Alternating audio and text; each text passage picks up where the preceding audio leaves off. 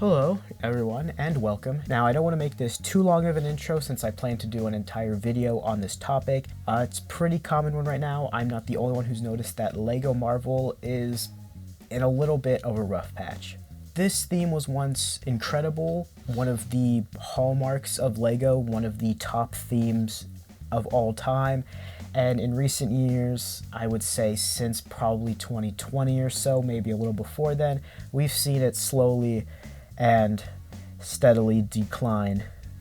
Actually, not that steadily. We've seen it drop pretty quickly. I, like pretty much everybody out there, is bummed about it. That's all I'm going to say. Like I said, I'm going to do an entire video on that subject. Today, I just want to look at a good LEGO Marvel set. Not an old one, a new one. This is Avengers versus Leviathan. While I was working on that LEGO Marvel video, I noticed this set sitting on the shelf of Walmart and I kind of fell in love immediately. I did have a plan for that video that involved me buying a Marvel set and seeing if it was good or bad or not. And unfortunately, I couldn't find anything that was even worth making a video about until I noticed this guy. It might not look like much. It's basically a rehash of the sets that we got when the first Avengers movie came out, but I mean, it's just kind of perfect, isn't it?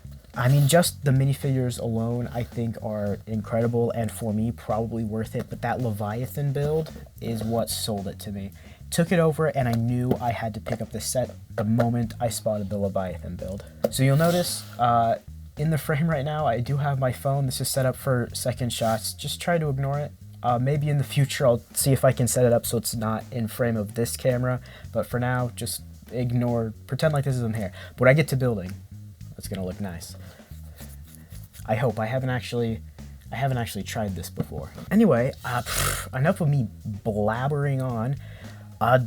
You all want to see me build this set. I want to build this set. So let's just build this set. 3 bags total. Not super large bags either. And not even in a bag, just sitting in the box. We already have the torso to our Hulk Big Fig.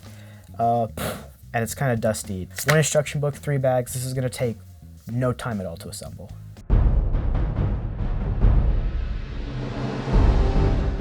Like every LEGO set, the bag starts with building the figures. So we build up the Hulk and then Captain America. Throw those off to the side because I'm going to review everything at the end. And then it's just building the Leviathan. It's the only thing in the set, so I can't break this up by what part of the set I'm actually building. So this is going to be pretty quick. We'll just go straight through and build up this guy. Think Leviathan?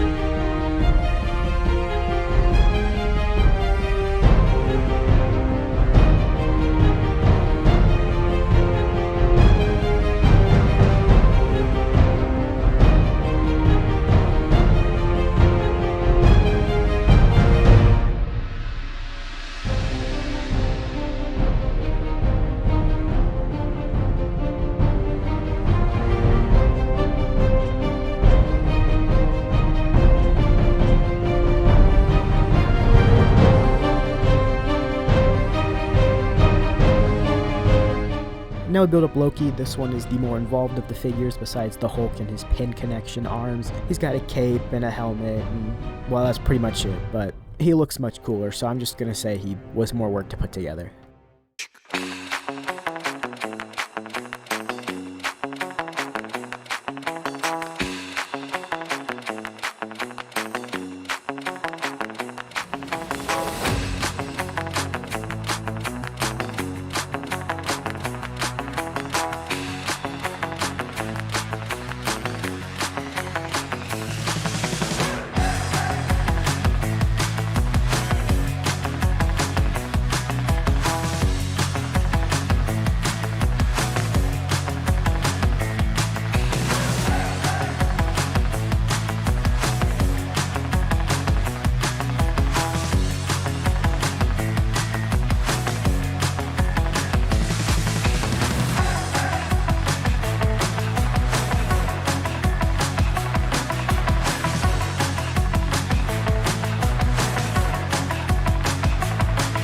And it was at this point that I realized how kind of repetitive this build ended up being. I'm going to talk more about it later in the review, but yeah, I kind of got a little burnt out of constantly putting gold on brown and then spikes on brown and gold. This is kind of a strange feeling though. I don't think I've ever put together a Lego set where all of the bags were just for a single build. And I mean, when that does happen, it's usually like one bag, but you know, 3 bags to only build one thing is kind of a new experience for me. And now I thought it'd be a good time to remind you that I have absolutely no idea what I'm doing. I have never attempted to make a Lego review video, nor did I ever expect to actually do one. So everything I'm kind of just going by feel and making it up as I go along. So you let me know what you think is working, what you don't want to see, and if you care about these little voiceover inserts in the middle of the build, or if you just want a time lapse with some music, and that's about it. Go in the comments, let me know what you want to see, what you don't want to see. Maybe you want me to go back to my other videos. And if you're watching on Peanut Butter and Bricks, then head over to Lifelong Fanboy. I've got like video essays and like lore style videos. And if you are watching a Lifelong Fanboy, then head over to Peanut Butter and Bricks. It's my new channel. It's going to be purely Lego content, history of, mock builds, reviews like this, snooze if I ever remember to actually stay updated on Lego news. So go over there and subscribe, and if you're already there, also please subscribe, and then go over to Lifelong Fanboy and subscribe. And if you're on Lifelong Fanboy, please subscribe, and then go to Peanut Butter Bricks and subscribe. Just subscribe to everywhere, all the things, please. I'm really trying something here, so much appreciated. Okay, let's just get back to the build. Okay, I'm a rambler now. All right, let's talk minifigures, because I pretty much have pros and cons with all of these. Let's start off first with Captain America, and while he's a pretty good figure, I must note that there is no arm or leg printing, which I know why later on, and we'll get to that. Now, as far as suit accuracy goes, it's alright. It does look a little overly complicated, even though the MCU suits are pretty complicated. That first Avengers suit is a little more toned down. It looks sleeker at least, and while this probably has all of the same lines, as far as just the spirit of the suit goes, I don't think it was captured that well in the print. It does seem a little too busy. I also do think that the blue is maybe a shade too dark, but I mean, Lego's got a pretty limited palette, so they're not going to get it exact. And with the 2 different shades of blue, they wanted the lighter in the middle. It does make sense why, but it's not exactly accurate. Now, I don't really want to get too much into this helmet piece. I don't think the mold is all that good. I'm not quite sure how they would do a different Captain America mold, but the main problem, there's some bleeding. It's pretty bad. In fact, it's kind of all around the head on mine. I'm not sure if this is common with all of them or just mine, so that's very disappointing to see. Next up is this terrible, terrible figure. This is a Chitauri warrior. It's completely acceptable for what it is, which is just kind of a grunt, an alien grunt in the movie. I mean, they're not really that important in the movie. Well, as far as like the design, the point is, it's just a lame figure. There's no arm printing, there's no leg printing, it's just gray, gray, gray. And while the print is, well, it looks like a Chitauri, it's kind of lame. Also, you only get 1 in this set, which is a huge marks off. The Chitauri are a huge, gigantic army. That's kind of the whole point. And if you want an army build with the Chitauri, don't get this set because you get 1. If they added in 2, that would be better. 3, probably be way too many figures, but two Chitauri would probably have been the sweet spot. Just 1 kind of feels like a waste. It's not that cool. He's not detailed at all. You know, they only have 1 Chitauri, which is supposed to be a good army. At least detail him, arm printing, some leg printing, make it like a really good Chitauri. Instead, it looks like what you would get in a big pack 4 army building, except you just get the 1. This build for the gun, while it is cool and it looks basically in the spirit of what you'd expect, not exact, but it's got the silver, the gold, and the purple. The problem is it's so big and so heavy that you pretty much have to bend this figure in half 3 different ways in order to get him to balance. It's very annoying. It's just so clunky. That's a problem with all of these giant guns, and there's not really much they can do about it. Even if this was a mold, it'd still be so heavy. Let's take a look at this Loki figure. Like I said, with all of these figures, there's some good stuff and some bad stuff. And with Loki, the good kind of outweighs the bad pretty dramatically. This is, I mean, one of the coolest figures I think I own. There's one specific part of this figure that takes it from what probably would be an 8 or a 9 to like an 11. This cape piece, I've never seen it before. I had no idea that Lego was making more like hard mold capes. This is like a rubber, not a hard plastic, but it's harder than a cloth. I know that they have the Doctor Strange one, but that's like a very special cape. It's a, you know, very important cloak. It's a character all on its own, so that makes sense. It's also very distinct shape, but this is just a regular cape, and we've gotten Loki before with just the cloth cape. So the fact that we actually do kind of get like an above and beyond rubber molded cape that just looks so perfect, so amazing, and turns this from like a regular Lego minifigure into more in line with like the quality of an action figure, which I never thought I would say with Lego. I mean, the minifigures have always been really high quality, as with all Lego product, most Lego product, but there's just something about this cape. There's something about the cape that makes this figure just seem less like a toy and really more like something that you would want to display. It's now, as far as printing goes, it all looks pretty good, pretty accurate. It's got all the sort of random lines and folds and stuff that we saw in the Loki suit. It's got a really amazing color scheme. No complaints with the print. Same with this helmet piece. This is another really unique piece, and you don't get this with many of the Loki minifigures. Usually they have the hair piece. So this is a special piece to get. I'm not sure how many sets this specific mold, or probably just similar molds. I am assuming this one's probably new for this set, and well, for the Infinity Saga line of sets, I'm assuming. But if this is like the same mold that they use from like the past sets when they would have released this, probably when the first Avengers movie was coming out, it's very unique. It looks really accurate.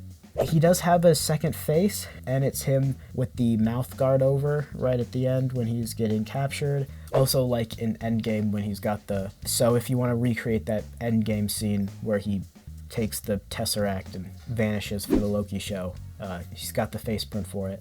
It would have been nice to get a hairpiece for him just in the box to use. That would have been nice. However, the hairpiece that they use for this Loki, it's a very common hairpiece. I probably have 3, so you can pretty much just find one, but it would have been nice to get. All right, moving on to Black Widow. This is the best figure, hands down, in the set. As weird and crazy as that sounds, this figure probably has the best value in it. Yes, the Loki has this really nice rubber cape and the unique helmet, but this figure, first off, has beautiful printing. It looks exactly like the MCU Black Widow suit. It's got leg printing with all the right straps and everything. The part that makes this figure the best for me is the arm printing. It is like just a relief to see. I was looking at the other figures in the set and they're fine, they're pretty good, but you notice that there is definitely a lower tier of minifigures here since it's a $50 set, which apparently now is like mid-range. However, that makes sense. It's not to the level of CMF figures, obviously, because those ones usually always go above and beyond because it's just a figure in a package. But they put arm printing on this. Really good arm printing. It's got the, like, I call it the Scarlet Spider, sort of wrist cuffs. I'm not sure exactly what they're supposed to be. It's not like, it might be ammunition, not entirely positive, but it's got that. It's got the shield logo, more just lines and whatever that the MCU suits always have. The hairpiece is somewhat accurate to how Black Widow appeared in Avengers. I will say, just personally though, I much prefer the design that Black Widow had in Iron Man 2. That long, wavy, like short, wavy, long hair. Long hair with short waves. That hair, oh, I love the design of Black Widow in Iron Man 2, and I really wish they kept it around for at least Avengers. So this is accurate. This hairpiece matches the Avengers movie. Personally, though, I want that long hair. I want that long hair like she had in Iron Man 2. And now we move on to my disappointment. This Hulk figure. Now, before I get into everything wrong with it, I do want to point out just that if all you're looking for is a Hulk big fig, then this is definitely going to work for you. There's really no reason why you can't enjoy this Hulk figure. The only reason why I have so many issues with it is simply because I have very personal knowledge of what we used to have and how this is a bit of a downgrade. Now, before I actually compare it, let's just go over what it is as it is. It is a big fig, the same shape as every big fig. He's got gray printed shorts, which aren't the best representation of the pants that he wears in Avengers. It doesn't look at all like jeans. It's kind of just like a paint bucket in Photoshop. They traced out the shape and then boom, all gray. So that's a little disappointing. The face is pretty good, and the hairpiece it seems spot on. He's a lot angrier than Hulks that we've gotten in the past, so that's pretty nice, I guess. I don't know. He has this sort of olive colored skin, which is on par with the more desaturated MCU Hulk movies, except for that first one with Edward Norton. He's pretty green in that, but in Avengers, he is definitely more of this desaturated olive color. So I guess everything about the accuracy, it's mostly there. But now let's just okay. This is what we used to get. This is our old Hulk big fig. Now, I don't remember exactly what set I got this in. I forgot the name. I'll put a picture on there. I'll be able to find it. It's kind of like an Avengers lab thing with MODOK, and it's got like Thor in captivity. I don't know. This is, I'm pretty sure, one of the first Hulk big figs that we got, although I could be completely wrong. I'm not sure. But this is definitely a classic comic book Hulk, and this is before we got our new big figs. Now, everything that I'm about to talk about with the differences with these big figs come down to one specific reason. Before, the only figure that we got, the only big fig was the Hulk, and therefore they made the mold specifically for the Hulk. They molded it to look like the Hulk because it was the Hulk. Since then, we've gotten a ton of other characters that are bigger than a minifigure that they have just put onto the Big Fig Hulk mold. And it worked pretty well, but over the years, they kind of wanted to change it. They wanted to make a more universal Big Fig mold. Just like we have a template for every single minifigure, it's all going to be the same shape, but they can add different helmets or accessories and prints to it. They wanted that for Big Figs.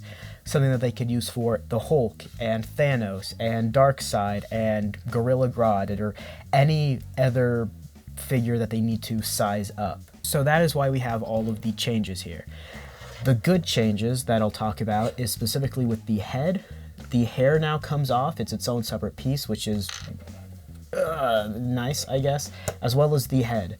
With the old mold, it's all one solid mold. And now we have this comically oversized minifigure head that allows you to be able to turn and pose. And if you have multiple big figs, you can swap out the hair, or I don't know if they have any helmets for this size head yet, but if they do, you can swap it out. There are some downsides to that though, and I'll first talk about the fact that with this mold, because the head and the torso is all one piece, it looks very attached. It looks like it's one solid chunk, one solid unit. But with this separate head, you sort of see the line between the body, because he doesn't really have a neck, and the head. But because of what you gain from it, it's really not too bad of a downside. And what you gain is not only the ability to turn the head around, because it's removable, but this is also compatible with minifigure bodies. And similarly, this hairpiece also is compatible with regular minifigure heads. So, problem number one, and this one might be the most egregious.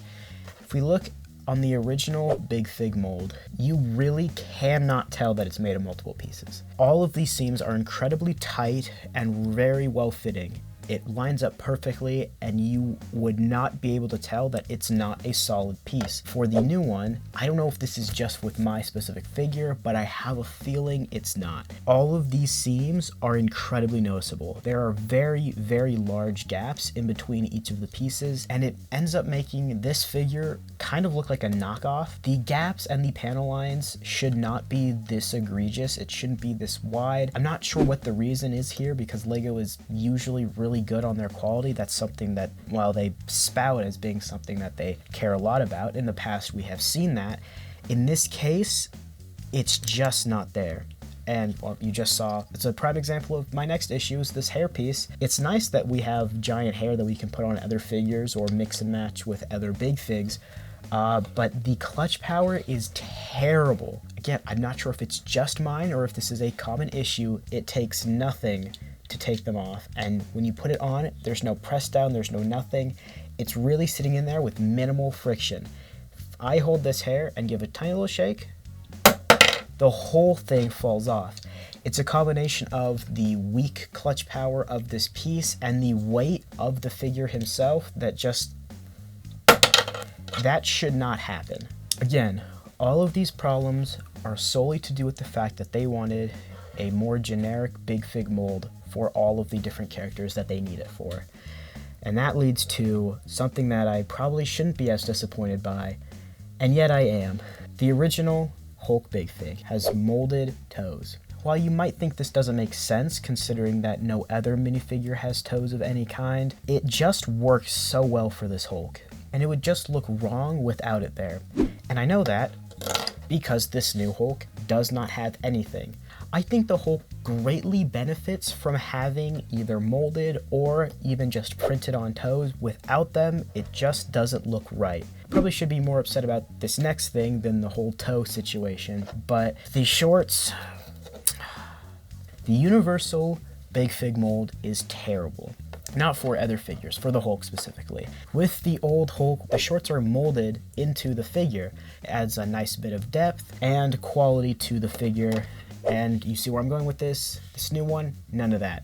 It's purely printing, which ends up looking a little bit more like spandex than it's supposed to. Now, if we're talking Age of Ultron, that would make sense. If this was an Age of Ultron based Hulk figure, the pants that he wears in there do resemble way more like spandex, and they wouldn't be just ripped shorts that would have a little extra depth to them. But this is supposed to be the Avengers, the first Avengers movie, and these are jeans.